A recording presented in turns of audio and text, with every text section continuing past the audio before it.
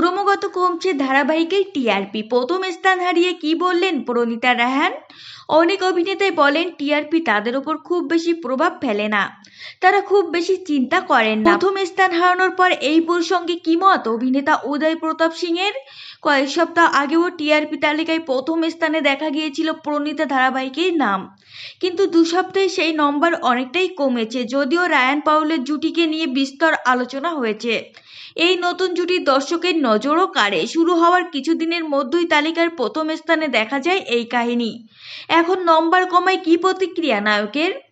অনেক অভিনেতাই বলেন টিআরপি তাদের ওপর খুব বেশি প্রভাব ফেলতে পারে না, তারা খুব বেশি চিন্তা করেন না। আবার টেলিপাড়ার প্রযোজক চিত্রনাট্যকারদের মতে চিত্রনাট্য লেখার সময়ও ব্যবসার কথা মাথায় রাখতে হয় তাদের।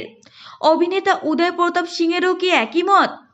তাকে দর্শক দেখেছে রায়হানের চরিত্রে। অভিনেতা বললেন, একেবারে যে টিআরপির কথা মাথায় থাকে না সেটা নয়, অভিনয় করতে গেলে অবশ্যই তখন এত কিছু মাথায় ঘোরে না, তবে ব্যবসার কথা ভাবতেই হবে, কারণ টিআরপি না থাকলে শো চলবে না।